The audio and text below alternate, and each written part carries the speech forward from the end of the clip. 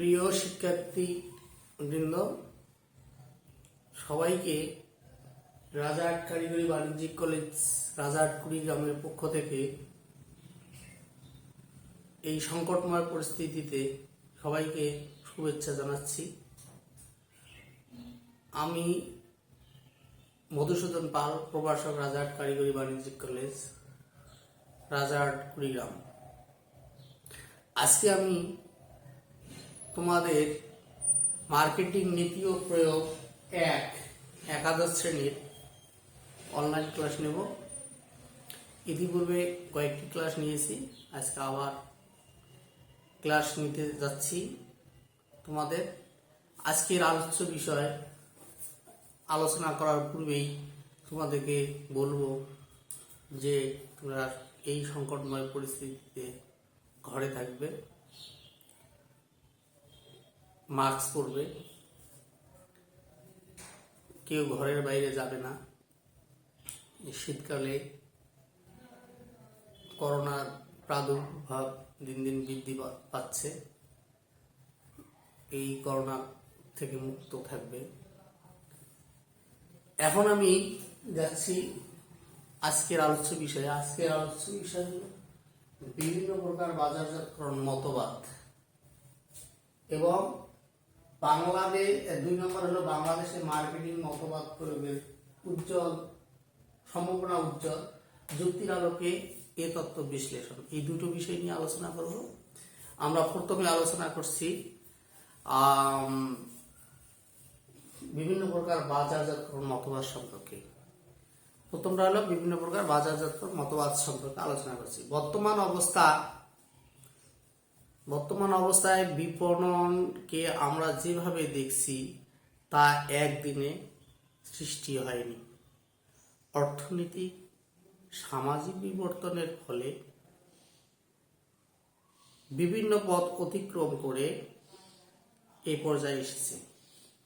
কাজেই অতীতের বিপণন যে দর্শনের উপর প্রতিষ্ঠিত ছিল, পর্যায়ক্রমে তা পরিবর্তন হয়ে বর্তমানে এসেছে। প্রথম অবস্থা থেকে বর্তমানে পর্যন্ত বাজারজাতকরণের যে পরিবর্তন দর্শন বা মতবাদ অবস্থা ছিল নিম্নে তা আমি আলোচনা করছি। প্রথমে হলো উৎপাদনমুখী মতবাদ। 1 নম্বর হলো উৎপাদনমুখী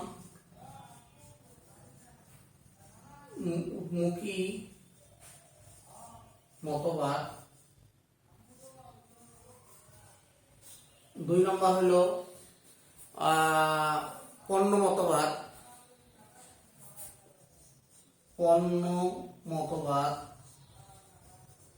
3 নম্বর হলো বিক্রয় মতবাদ।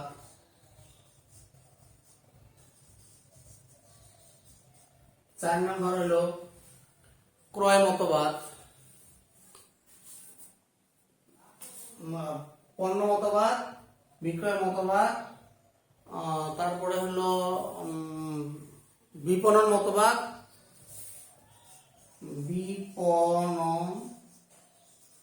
মতবাদ, 5 নম্বর হলো সামাজিক যোগাযোগ মতবাদ। এই 5টি মতবাদের ভিত্তিতেই আমাদের বর্তমানে এই অবস্থায় রয়েছে। প্রথমে আমরা আলোচনা করব উৎপাদনমুখী মতবাদ। এমন এক সময় ছিল যখন পণ্যদ্রব্য উৎপাদন করাটাই প্রধান সমস্যা বলে বিবেচনা করা হতো। মানে এমন এক সময় ছিল যখন পণ্য উৎপাদন করা যেত না, যা সৃষ্টি হতো তাই মানুষ ভোগ করত। কিন্তু পরবর্তীতে সেই পণ্যগুলোর রূপগত পরিবর্তন করে বিভিন্ন পণ্যদ্রব্য সৃষ্টি করা হয়েছে। অর্থনীতিতে এ অবস্থার জ্ঞান বিজ্ঞান প্রযুক্তি খুবই সীমিত পর্যায়ে ছিল। এই অবস্থায় পণ্যদ্রব্য বিক্রির ক্ষেত্রে কোনো ওই সম্ভাবনা ছিল না। ফলে পণ্যদ্রব্য উৎপাদনকারীর উৎপাদিত পণ্যগুলো মনে করে ক্রেতারা পণ্য পেলেই ক্রয় করবে। অর্থাৎ উৎপাদনকারীরা মনে করত যে পণ্য উৎপাদন হয়েছে তা বাজারে গেলেই সেটা ক্রেতারা গ্রহণ করবে। অর্থাৎ পণ্য বাজারে যোগানের তুলনায় চাহিদা খুবই কম ছিল। সেক্ষেত্রে তাই পণ্য বাজারে গেলে বিক্রয় হতো। এ মতবাদ বা দর্শন দুটো অবস্থা কার্যকর বলে বিবেচনা করা হয়। 2 নম্বর হলো পণ্য মতবাদ। 2 নম্বরে এবারে আলোচনা করছি পণ্য মতবাদ। অষ্টাদশ শতাব্দীতে শিল্প বিপ্লবের ফলশ্রুতিতে বৃহৎ আয়তন শিল্প প্রতিষ্ঠানের উৎপাদনের সূচনা শুরু করে। এর ফলে উৎপাদন বহুগুণ বেড়ে যায় এবং বাজারে পণ্যের সরবরাহ বৃদ্ধি পায়। ফলে ক্রেতারা পণ্য যাচাই করে পছন্দ মতো কেনাকাটা করতে সুযোগ পায়। পণ্য মতবাদে তাই প্রতিষ্ঠান মনে করে ক্রেতারা মানসম্মত পণ্য তৈরিতে ক্রেতাদের পছন্দ মতো পণ্য তৈরি করতে তারা মতামত প্রয়োগ করে।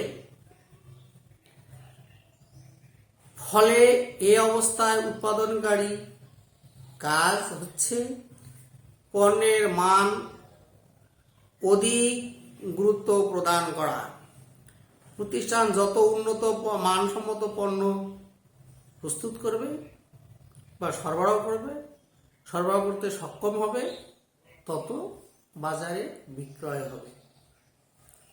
এবারে আমরা আলোচনা করব 3 নম্বর বিক্রয় মতবাদ।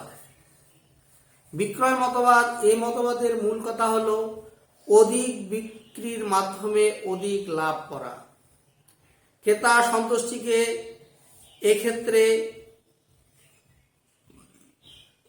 গুরুত্ব দেওয়া হয় না। ফলে প্রতিষ্ঠানের বিজ্ঞাপন বিক্রয় বিদ্যাকে হাতিয়ার হিসেবে বিবেচনা করা হয়। কারণ প্রতিষ্ঠানে যত বেশি প্রচার হবে তত বেশি বিক্রি হবে, যত বেশি বিক্রি বাড়বে তত লাভ হবে। সাধারণত অযাচিত কোনো পণ্য বাজারে বিক্রয় হবে না। বীমা পলিসি, বিশ্বকোষ প্রভৃতি বিক্রয়ের ক্ষেত্রে এই মতবাদ এখনো কার্যকর। এবারে 3 নম্বর হয়ে গেল। 4 নম্বর বিপণন মতবাদ। বিপণন মতবাদ পূর্বে আলোচিত সবগুলো মতবাদের চাইতে বিপণন মতবাদ অধিক কার্যকর ও বাস্তবসম্মত। এই 3টি মতবাদের থেকে এটা হলো সবচেয়ে বাস্তবসম্মত মতবাদ। আর তাই মতামত অনুসরণ না করে কোনো পণ্য প্রতিষ্ঠান দীর্ঘমেয়াদী সফলতা অর্জন করতে পারে না। বিক্রয় মতবাদে ক্রেতা বা ভোক্তার চাহিদাকে সবচেয়ে বেশি গুরুত্ব দেওয়া হয়। অর্থাৎ যে ভোক্তা শ্রেণীর জন্য যে পণ্য উৎপাদন করা হবে তাদের প্রয়োজনে ক্রয় ক্ষমতা প্রভৃতি বৈশিষ্ট্যের আলোকে পরিকল্পনা প্রণয়ন করা হয়। ফলে বিপণন কার্যক্রম প্রতিযোগিতামূলক পর্যায়ে মোকাবেলা করতে পারে। এই মতবাদের মূল কথা হলো ভোক্তার সন্তুষ্টি মাধ্যমে মুনাফা অর্জন করা। মানে ভোক্তা যত বেশি সন্তুষ্টি হবে সেদিকে এখানে লক্ষ্য করা হয়। ভোক্তার সন্তুষ্টির মাধ্যমে মুনাফা অর্জন করাই এই মতবাদের মূল লক্ষ্য। সামাজিক অবস্থান মতবাদ, সামাজিক যোগাযোগ অবস্থান মতবাদ। সামাজিক বাজারজাতকরণ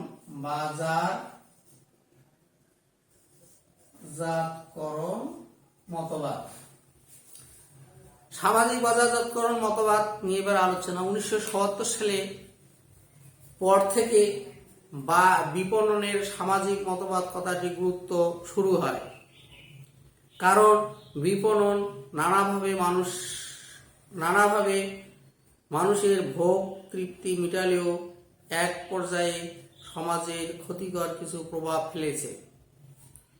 বস্তুত জনগণের সচেতনতা থেকেই এরূপ ধারণা সৃষ্টি হয়। যেমন শিল্প কলকারখানায় কার্যক্রমের পরিবেশ সৃষ্টি, পরিবেশ দূষিত হচ্ছে, বর্জ্য পদার্থ নিক্ষেপণের ফলে নদী পানি প্রবাহের পথ বিলুপ্ত হচ্ছে, ধূমপানের জন্য মানুষের ক্ষতিকর অসুখ বিসুখ সৃষ্টি হচ্ছে।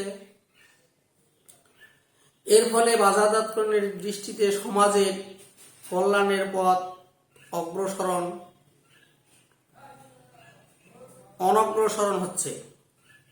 তাই এ সকল ক্ষতিকর প্রভাব থেকে জনগণকে সচেতনতা করে তুলছে। আর এই কাজগুলো করার জন্য বিভিন্ন সময়ে বিভিন্ন সংগঠন, সরকারি সংস্থা, ক্লাব, এনজিও প্রভৃতিও সংগঠনগুলো এগিয়ে আসছে। এদের কার্যক্রমে পিছিয়ে পড়ছে মুনাফা অর্জনের সাথে জড়িত নানান ধরনের প্রতিষ্ঠান। জাতীয় কার্যক্রমে অলাভজনক বিপণন হিসেবে এই সমস্ত প্রতিষ্ঠানগুলো আখ্যায়িত হচ্ছে। এই হলো 5টি মতবাদ নিয়ে আলোচনা করলাম। এবারে পরিশেষে আমরা বলতে পারি সময়ের পরিবর্তনে মার্কেটিং এর ব্যবস্থাপনা দর্শনের পরিবর্তন আসলেও অবস্থার ভেদে এখনো বিভিন্ন ধরনের প্রতিষ্ঠান উপযোগী। তবে উপরোক্ত 5টি মতবাদের মাধ্যমে মার্কেটিং মতবাদ বা সামাজিক মার্কেটিং আধুনিক মতবাদ হিসেবে পরিচিত। এজন্য দুটি মতবাদ প্রয়োগের দিন দিন বৃদ্ধি পাচ্ছে। এবারে আমরা আলোচনা করব 2 নম্বরটি, বাংলাদেশে মার্কেটিং মতবাদের প্রয়োগের সম্ভাবনা উজ্জ্বল, যুক্তির আলোকে এই তথ্য বিশ্লেষণ। মার্কেটিং মতামত অনুযায়ী প্রতিষ্ঠান বাজারমুখী হওয়া উচিত এবং গ্রাহকের চাহিদার সন্তুষ্টি বিধানই প্রাতিষ্ঠানিক মুনাফার মূল চাবিকাঠি। মার্কেটিং মতবাদের পেছনে প্রধান যুক্তি হল শিল্প প্রতিষ্ঠানের ভাগ্য গ্রাহকদের দ্বারাই বহুলাংশে নির্বাচিত হয়, কারণ গ্রাহকরা তাদের ক্রয় কার্যক্রম দ্বারা প্রতিষ্ঠানের বর্তমান ভবিষ্যৎ প্রভাবিত হয়। তাই এই দর্শন অনুযায়ী কারবারি প্রতিষ্ঠানকে হতে হবে গ্রাহকমুখী বা বাজারমুখী। নতুন গ্রাহক সন্তুষ্টি বিধানের অপারগতার জন্য প্রতিষ্ঠানের বিপর্যয়ের সম্মুখীন হতে হবে। ফ্লিপকার্টলার্সের মতে মার্কেটিং মতবাদ অনুসারে প্রতিষ্ঠানিক লক্ষ্য অর্জনের মূল চাবিকাঠি হল গ্রাহকের প্রয়োজনে বা চাহিদা নির্ধারণ করে তদ অনুসারে প্রতিযোগীদের তুলনায় অধিক দক্ষতা সাথে গ্রাহকের সন্তুষ্টি বিধান। মার্কেটিং মতবাদ ভোক্তা আর সার্বভৌমত্বের উপর গুরুত্ব দেয়। ভোক্তারা যা চায় প্রতিষ্ঠানও তাই উৎপাদন করে। এভাবে ভোক্তাদের সন্তুষ্টি সাধনের মাধ্যমে প্রতিষ্ঠান মুনাফা অর্জন করে। বাংলাদেশে অধিকাংশ ক্ষেত্রেই ক্রেতা এবং ভোক্তা অবহেলিত এবং গুরুত্বহীন। বেশিরভাগ ক্ষেত্রেই ক্রেতা এবং ভোক্তাদের প্রয়োজন, অভাব, চাহিদা, প্রত্যাশা, সন্তুষ্টিকে গুরুত্ব না দিয়ে উৎপাদক এবং বিক্রেতা শুধু বিক্রয় করে এবং নিজেদের মুনাফার উপর অধিক অগ্রাধিকার দিয়ে থাকে। এজন্য তারা প্রসারমূলক হাতিয়ারগুলোকে প্রধান অবলম্বন হিসাবে বেছে নেয়। পণ্য বা সেবার গুণগত মান নিয়ে তারা তেমন চিন্তা করে না। ভেজাল উৎপাদন, ভেজাল মিশ্রণ, নিম্নমানের পণ্য, প্রতারণা, দাম বেশি, মান খারাপ, ওজন কম ইত্যাদি বাংলাদেশের ক্রেতা এবং ভোক্তার নিত্যদিনের সাথী হয়ে দাঁড়িয়েছে। তবে এই সবের পরেও বর্তমানে বাংলাদেশে মার্কেটিং মতবাদ প্রয়োগের সম্ভাবনা উজ্জ্বল। নিম্নে এই প্রসঙ্গে আমি আলোচনা করছি। বাংলাদেশে মার্কেটিং মতবাদ প্রয়োগের সম্ভাবনা উজ্জ্বল যুক্তিটির আলোকে বিশ্লেষণ করছি। বর্তমানে বাংলাদেশ মার্কেটিং মতবাদ প্রয়োগের সম্ভাবনা অত্যন্ত উজ্জ্বল, কেননা সুষ্ঠু মার্কেটিং এবং প্রথম ও প্রধান সত্যই হচ্ছে ভোক্তার সন্তুষ্টি এবং ভোক্তামুখী মার্কেটিং। নিম্নে বাংলাদেশ মার্কেটিং মতবাদ প্রয়োগের সম্ভাবনা সম্পর্কে আলোচনায় 1 নম্বরে বলছি মুক্তবাজার অর্থনীতি। মুক্তবাজার অর্থনীতি এবং বিশ্বায়নের সুযোগে কাজে লাগিয়ে অনেক বহুজাতিক কোম্পানি ক্রেতা এবং ভোক্তার প্রয়োজন, অভাব, চাহিদা, রুচি, পছন্দ, ক্রয় ক্ষমতা, প্রত্যাশা, সমষ্টিকে গুরুত্ব দিচ্ছে। যেমন Unilever, Bata company, Nestle company, এই সমস্ত কোম্পানি যে পণ্যগুলো উৎপাদন করছে তারা ক্রেতার রুচি দিকে, ক্রেতার ক্রয় ক্ষমতার দিকে, ক্রেতার অবস্থানগত দিকে লক্ষ্য করে এরা উৎপাদন করছে। 2 নম্বরে আলোচনা করছি সেবা ও অধ্যবসায়মূলক কার্যক্রমে মার্কেটিং মতবাদের প্রয়োগ দিন দিন বাড়ছে। যেমন Islamic bank Bangladesh limited, Uttara bank limited, BRAC bank limited, Dutch Bangla bank limited, বিমা ও অন্যান্য আর্থিক প্রতিষ্ঠান, হাসপাতাল, শিক্ষা প্রতিষ্ঠান, বিউটি পার্লার, ব্যায়ামাগার ইত্যাদি। পর্যটন শিল্পের 3 নম্বরে পর্যটন শিল্প এবং বিশেষায়িত হোটেলগুলো মার্কেটিং মতবাদ প্রয়োগের উপর গুরুত্ব দিচ্ছে। যেমন বাংলাদেশ পর্যটন কর্পোরেশন, বেসরকারি পর্যায়ে গড়ে ওঠা পর্যটন কেন্দ্র, Nandan park, future park, fantastic kingdom, Pushpadham, Tepantar, 5 star hotel, Sonargaon hotel, Rupashi Bangla hotel, Radisson, Purbani ইত্যাদি। সরকারি 4 নম্বরে সরকারি বিভিন্ন প্রতিষ্ঠানে মার্কেটিং মতবাদের প্রয়োগে উৎসাহ হচ্ছে। যেমন BSCIC, তারপর হলো বিভিন্ন প্রিন্ট মিডিয়া, পত্রিকা, electronic media, radio, TV,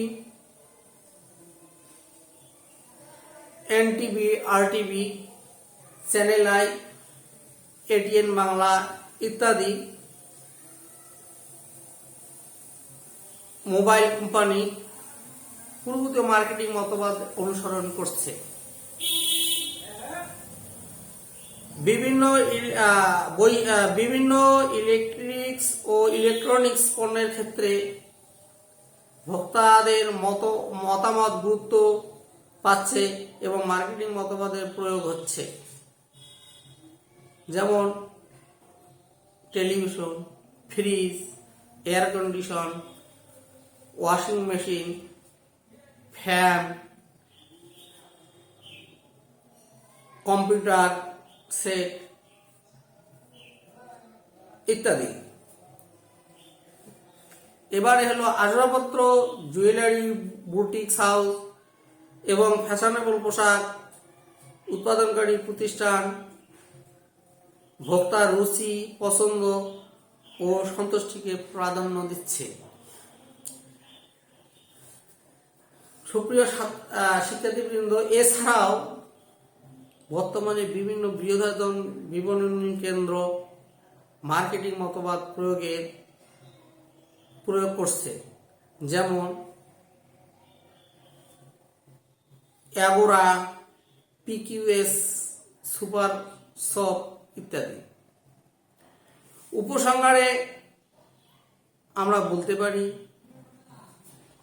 Bangladesh marketing মতবাদ প্রয়োগে বর্তমানে কিছু সমস্যা থাকলেও ভবিষ্যৎ সম্ভাবনা উজ্জ্বল। কারণ বিশ্বায়নের বর্তমানে সময়ে দেশি বিদেশি প্রতিযোগিতার মোকাবেলা করে টিকে থাকতে হলে মার্কেটিং মতবাদ প্রয়োগের কোনো বিকল্প নাই। তাই মার্কেটিং মতবাদ অনুসরণ করলে উৎপাদক, ব্যবসায়ী, বিক্রেতা, ক্রেতা, ভোক্তা, সমাজ, দেশ সকলেই সুফল ভোগ করবে।